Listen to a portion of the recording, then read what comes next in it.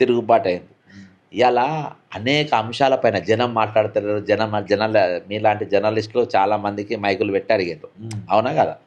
ఈరోజు ఆ ప్రశ్నలన్నిటికీ ఈరోజు వాళ్ళు ఒకటేసారి వచ్చిన కంటే వాళ్ళు కట్టలు దిగిపోయింది. ఇక ఒక పేపర్ లీక్ అనేది కాదు బ్రదర్. నువ్వు ధర్మేంద్ర ప్రధాన్ అంటే రాజీనామా చేసిన ఈ మూమెంట్ ఆగదు. ఇక ఇది మోడీ దింపాలని మీరు అన్నట్టుగా 360 కోణంలో ట్రై చేశారు. ఎందుకంటే మెయిన్ స్ట్రీమ్ మీడియాని మేనేజ్ చేసినాం అనుకుంటున్నారు. ఎందుకంటే విద్యార్థులు చెప్తున్నారు ఎక్కడ కూడా మా వార్త రావట్లేదని. అదేవిధంగా సోషల్ మీడియాలో కొన్ని అకౌంట్స్ అంటే క్రియేట్ చేసుకుంటే టెలిగ్రామ్ లాంటి ఛానల్స్ కూడా తీసేద్దాం అనుకున్నారు. ఇవన్నీ చేసినప్పటికీ కూడా అంటే ఇంత స్ట్రాంగ్గా ఉన్నారంటే ఏమై ఉంటుంది? అంటే ఇంటర్నేషనల్ ఫండింగ్ అని అంటున్నారు, ఏమన్నా అయి ఉంటుందా? లేకపోతే టెర్రరిజం అని అంటున్నారు. అంటే ఇలాంటి ఆలోచనలు ఉన్న వాళ్ళే ఏంది పార్లమెంట్ ముట్టడి కావచ్చు అడిగి వస్తారని కూడా మాటలు చెప్తా ఉన్నారు. ఎట్లా చూస్తారు? ఇప్పుడు శ్రీలంకలో చేసింది వాళ్ళు టెర్రరిస్ట్లా, నేపాల్లో చేసిన టెర్రరిస్ట్లా, బంగ్లాదేశ్లో చేసిన టెర్రరిస్ట్లా. ఇది ఎప్పుడైతే అవినీతి పెరిగిపోతుందో అప్పుడు జనం తిరగబడతారు. ఇవి ఇప్పుడు కాదు కదా, ఎప్పటిలో ఉన్నాయి, రాజుల కాలంలో కూడా ఉన్నాయి. హిట్లర్ అసలు ఊరేసుకొని చచ్చిపోయింది. ఎందుకు చచ్చిపోయాడు? సూసైడ్ ఎందుకు చచ్చిపోయాడు? అది ఆ టైం వచ్చేసింది. అట్లా మీరు తెగదాకా గుంజేరు. ఇవాళ అయోధ్య మన రాముడు అంటాం, మనం చేస్తాం, రామ మందిర్ కడతాం, అలా దొంగతనం చేస్తారు. మళ్ళీ వాళ్ళు ఎమ్మెల్యే, అక్కడ రూలింగ్ గవర్నమెంట్, అక్కడ రూలింగ్ ఎమ్మెల్యే కాంగ్రెస్ వాడు ఉన్నారు కాబట్టి దొంగతనం జరిగిందని అంటారు. లేదంటే మాసమ్మ అంటే ఇంత తీతిరి మాటలు, ఇంత లోతిరి మాటలు మాట్లాడుకుంటే ఎవరు ఊరుకుంటారు చెప్పు? తొండి మాటలు, మొండి మాటలు. కాబట్టి జనం ఒక పాయింట్ ఆఫ్ వ్యూ వచ్చిన తర్వాత వాళ్ళు నీ అబద్ధాలు విని విని విని విని ఇది ఇవాళ ఒక ప్రెస్ మీట్ లేదంటుంది. ఇప్పుడు నీ 12 ఏళ్లలో ఇవాళ ఒక ప్రెస్ మీట్ పెట్టాలి. నువ్వు ఏం నెహ్రూ కంటే గొప్పని అని చెప్పుకుంటావు. ఇవాళ ఏది కట్టినావు నువ్వు? బిహెచ్ఎన్ నువ్వు కట్టినావా?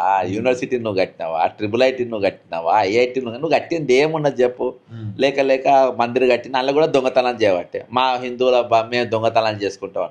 ఒకప్పుడు మొఘల్ రాజులు వచ్చి దొంగతనం చేసుకునేది. అర్థంటే ఈరోజు మీరే దొంగలైనప్పుడు మళ్ళీ మీరు వాళ్ళ వీళ్ళ మీద ఎందుకు ఎక్కడిది? ఇలా బండి సంజయ్ పరిస్థితి చాలా దారుణంగా ఉన్నది. ఆడవాళ్ళు పోయి బతుకమ్మలు ఆడుకుంటే అక్కడికి పోతే ఆడవాళ్ళు రానిచ్చే పరిస్థితులు లేదు. మొగ్గాట అయితే మొగ్గు పోటీలు జరిగితే ముగ్గు కాడికి పోయే పరిస్థితి లేదు. లాస్ట్లో స్కూల్లో లేదా బెంచ్లు దుడిస్తే అవి మంచిగా కలర్లు వేసిన బెంచ్లు సిరిసిల్ల కలర్ ఎవ్వడు దేక్తలేడు. ఎట్లయినా నేను లైమ్ లైట్లకు రావాలి. మొన్న బొట్టే నేను మా ప్రభుత్వం వస్తే ఆడవాళ్ళందరూ బొట్టు పెట్టుకోవాలని ఎమోషనల్ సెంటిమెంట్ చేస్తామని చూసి చెప్పుతో పలాగొట్టింది ఇంకోసారి మాట్లాడకుండా. బ్రదర్ ఇవాళ ఇదంతా చేసేది ముస్లింలు కాదు, హిందువులే ఆలోచన చేస్తారు. ఇవాళ వీళ్ళు ఏం చేస్తారు? తెల్లాలేస్తే మేము మొన్న ఒక స్వామిని కొట్టిండు ఒక ఛానల్లో. అక్కడికి వెళ్ళి ఇంకా పిచ్చి లేచిపోయింది.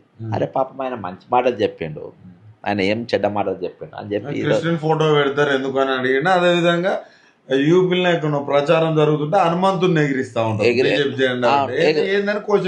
ఇక్కడ కూడా ఎగిరేస్తుంది కానీ ఇలా వాడుకుంటారు వాళ్ళు. ఇలా కూడా హైదరాబాద్ లో కూడా వాడుకుంటారు.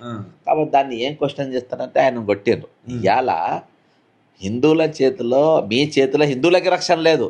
అది హిందూ ఖత్రేమే హే. ఎవరి బీజేపీ వాళ్ళు చేయబట్టి, RSS వాళ్ళు చేయబట్టి కాదు, బీజేపీ వాళ్ళు చేయబట్టి. బీజేపీ వాళ్ళు రాజకీయంగా ఎట్లా వాడుకుంటున్నారంటే ఇలా సంతు సామీలు కూడా తిక్కరేసి ఉన్నారు. ఈరోజు సంతు సమాజం కూడా ఈరోజు వీళ్ళకి పరిపాలన పైన వ్యతిరేకత వచ్చింది మొత్తానికి. ఓవరాల్ గా వచ్చేసింది, గుసాయించేస్తారు. అది నరేంద్ర మోడీకి తెలుసు. ధర్మేంద్ర ప్రధాన్ తీసుకున్నా ఆగది, ఇది వీళ్ళు నన్ను దింపనికే ఎక్కిర్రని. ఎందుకు సస్పెండ్ చేస్తలేదు ఇప్పటికి? ఎందుకు ఆయన రాజీనామా చేయని కూడా ఎందుకు ఒత్తిడి తీసుకురాలేదు? రాజీనామా చేసినా అక్కడ ఆగేటట్లేదు కదా వాళ్ళ ఇంటెలిజెన్స్ రిపోర్టు. వాళ్ళు నరేంద్ర మోడీని ఇప్పుడు నరేంద్ర మోదీ ప్రశ్నిస్తుండ్రు, నువ్వు ఇండోలో గారు ప్రెస్ మీట్ ఎందుకు పెట్టలే అని, పెట్రోల్ రేట్ ఎందుకుందని, డీజిల్ రేట్ ఎందుకున్నదని, ఇథనాల్ పైన కూడా వస్తుంది ఇన్నిసార్లు ఎంపికనికి పోయిందని. ఒకటి కాదు, అన్న నిర్మలా సీతారామన్ కాపీలు కొట్టొచ్చు అని ఆమె చెప్తుంది, నిర్మలా సీతారామన్. కాబట్టి ఇది ఏది ఆగదు. ఎంపీ స్థాయిలో ఉండి కాపీలు కొట్టొచ్చు యాదో చిల్లరిది. నేను మన దగ్గర ఉన్న మీడియా ఉంది కదా అసొంటి వాళ్ళు, ఆమె కూడా వచ్చి ఒక యూట్యూబ్ హైదరాబాద్లో పెట్టుకుంటే బెస్ట్. ఆమె కూడా 2-3 అక్కలు జమ అవుతారు ఇక్కడ. కాబట్టి ఈరోజు అవన్నీ కూడా మన హ్యాండ్స్కి అవుట్ అయిపోయినాయి. ఇవాళ మనకు ధర్మేంద్ర ప్రధాన్ రాయనమా కాదు, నరేంద్ర మోడీ పాటలు విన్నాను మీరు. నేను హిందీలో వింటున్నా, నరేంద్ర మోడీని టార్గెట్ చేసిన వాళ్ళు ఇప్పుడు. అదే ఇట్లా అనుకుంటా, మోడీ ఇట్లా అనుకుంటా, చిన్నపిల్లగా నూగిచ్చినట్టు. అదా మోడీ బాగ్ అని ఓకే. బాగ్ నరేందర్ బాగ్ అని ఉమ్. అర్థమైందా? ఉమ్. అయిపోయింది. ఇవాళ బీజేపీ వాళ్ళని చేస్తాం అన్ని మూసుకొని కూర్చోవాలి మీరు. ఉమ్. మీరు మాట్లాడి సోషల్ మీడియా ప్రచారం ఎవరు నమ్మరబ్బా. మీరు గుడి లింగాన్ని మింగే రకాలని తెలిసిపోయింది. గుడిని మింగిర్రు, ఉమ్. గుడిలో ఉన్న లింగాన్ని కూడా మింగే రకాలని చెప్పి మీ గురించి తెలిసిపోయింది ఈరోజు జనానికి. ఉమ్. అర్థమైందా? ఇన్ని రోజులు మిమ్మల్ని భక్తులు అనుకుంటారు, అది అనుకుంటారు, ఇది అనుకుంటారు, కానీ మీ నంబర్ మీ మురళీమోహన్ జోషి కూడా బయటకు వచ్చాయి. నేడో రేపు అద్వాని కూడా బయటకు వస్తారు కావచ్చు. మీ పాపం పండింది. మీరు ఎన్ని వేషాలు వేసుకుని అయిపోయింది.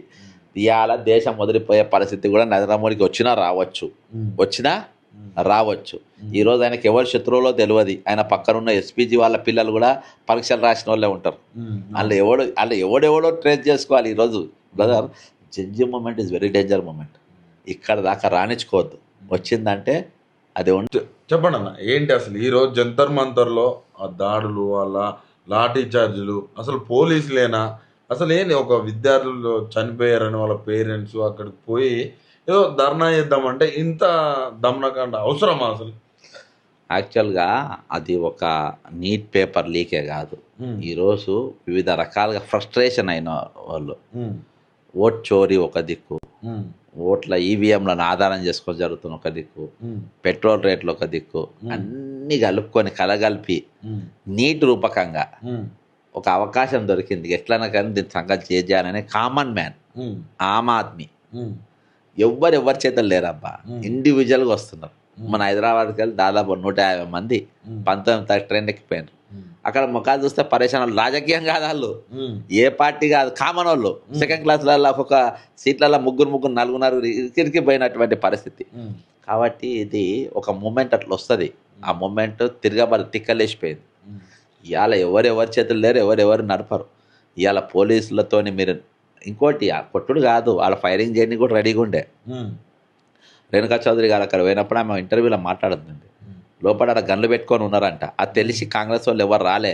కేసీ వేణుగోపాల్ అనేటోడు, జయరాం రమేష్ అని కూడా బయటికి వెళ్ళాలి. ఆపోజిషన్ లీడర్ వెళ్ళకుంటే ఈమె పోయాలి. ఏమైతే ఎవరు బయటికి పోలే. అది యాప్కు పేరు వస్తుందన్నో ఏందో పోలే. పాపం ఈమె పోయింది. అక్కడ పెద్ద ఎత్తున పోలీసు వాళ్ళు ఉన్నారు. ఇష్టం వచ్చినట్టు కొట్టుడు, ఫైరింగ్ ఆర్డర్ కోసం వెయిటింగ్. నెక్స్ట్ కాలువాలని కూడా అలా బయట గుండాలను, బౌన్సర్లను తీసుకొని వచ్చి, వాళ్ళకు ఐడి కార్డులు లేవు, ఏం లేవంట. బౌన్సర్లను, బాడీ బిల్డర్లను, జిమ్ నడిపేటోళ్ళను వాళ్ళ లాఠీలు ఇచ్చి ఆ లాఠీలకు మూలలంట పెట్టి అట్లా ఇష్టం వచ్చినట్టు కొట్టినా కానీ 20 తారీఖు అంటే 21 తారీఖు ఇంకా జనం పెరిగారు. అంటే మళ్ళీ ఉద్యమం కూడా అక్కడికి వెళ్ళిపోయి అన్ని మెట్రోపాలిటన్ క్యాపిటల్స్కి వచ్చేసినాయి. మీరు బాంబేకి పోయింది, వెస్ట్ బెంగాల్ పోయింది, బీహార్ పోయింది, అంటే పోయింది. కాబట్టి ఈరోజు కంట్రోల్ చేసే పొజిషన్లా పోలీసు కూడా లేరు. ఇక ఈరోజు నిన్న ఒక కానిస్టేబుల్